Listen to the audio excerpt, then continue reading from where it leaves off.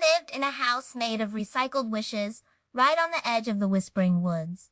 The windows were old light bulbs that glowed with remembered laughter, and the roof was shingled with discarded dreams, each one sparkling a different color. Cora wasn't a kid, but she wasn't quite an adult either. She was what you'd call a dream weaver, someone who mended the frayed edges of forgotten magic. Her favorite job was listening to the wind. Not just the regular wind that rustled the leaves and made the trees sway, but the kind of wind that carried stories from places no one had ever been. One day, a particularly sad gust of wind blew through her home, carrying with it a tale of the Lullaby Lake. The lake, deep in the heart of the woods, had lost its song. For centuries, it had hummed a soft, comforting tune that helped the forest creatures sleep. Now it was silent, and the squirrels couldn't find their nuts, and the fireflies' lights were dim.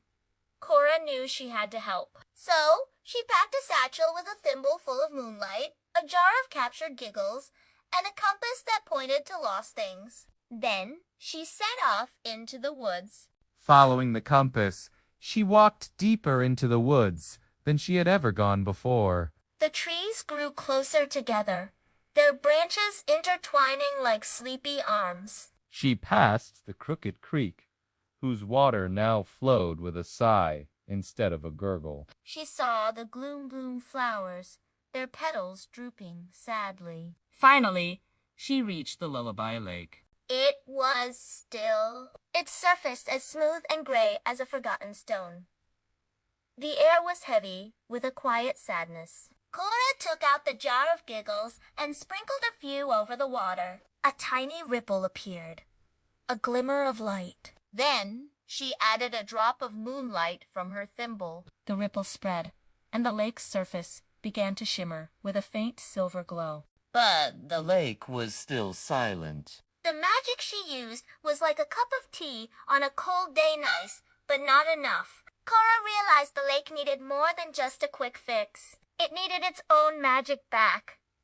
So she closed her eyes and listened. She didn't hear a sound. Then she thought of all the sleepy squirrels and the tired fireflies. She focused on the feeling of being comforted, of being safe and warm in bed. She thought of a mother's gentle humming, of a cat's purr, of the soft whoosh of snow falling on a winter night. Slowly, she began to hum. It wasn't a specific song, just a sound, a feeling put to melody. It started as a low murmur, but as she thought of more comforting things, it grew in strength. She hummed about cozy blankets and warm milk and soft pillows. The lake listened. Its surface began to ripple again, but this time it wasn't just a ripple. It was a gentle, rhythmic pulse. The shimmer grew stronger, and the surface began to glow with a soft, warm light. The lake was humming along with her. Soon, the Lullaby Lake was singing its own song again, a beautiful, liquid melody that flowed through the forest. The gloom flowers lifted their heads, their petals turning a cheerful yellow. The fireflies' lights blazed bright, and in the distance, Cora heard the sound of a squirrel chattering happily. As she walked back home, the wind was no longer sad. It carried the Lullaby Lake's song, spreading it far and wide. Cora smiled, knowing that sometimes the most powerful magic isn't something you find or collect. It's something you simply remember to share.